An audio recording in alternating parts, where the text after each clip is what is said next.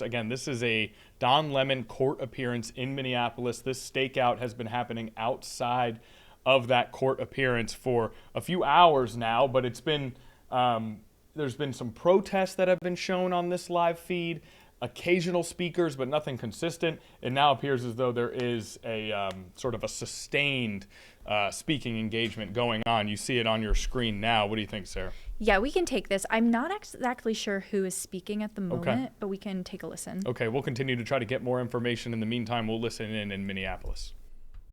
Silence us in order to prevent us from speaking the truth. That ain't right.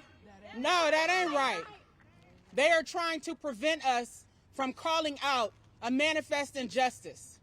And that is having someone like David Easterwood having the nerve to serve as a pastor at City's Church in St. Paul, while also serving as the director of ICE at the Whipple Building in St. Paul.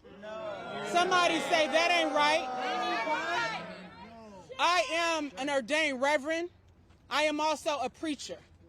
And the gospel that I serve believes in loving one's neighbor as you love yourself. Not going into church on Sundays and preaching, and then Monday through Saturday, you are condoning brutality, terrorism, abuse, violence against women, and even murder.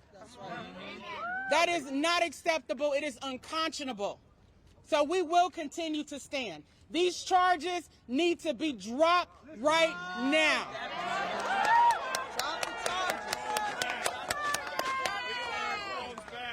How can the Trump administration and the federal government claim to care about justice when they are protecting pedophiles? They're protecting rapists.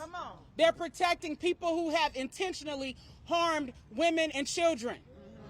And just because these people claim to be powerful, they claim to be billionaires, they are not above the law.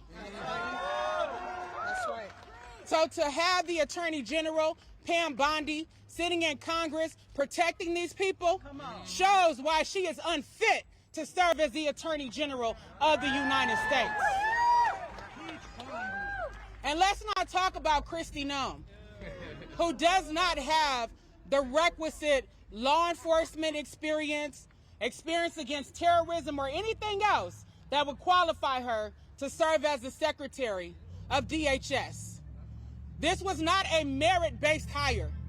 This was a political appointment that has caused a catastrophe in the state of Minnesota and across this nation. So Kristi Noem must go. Now!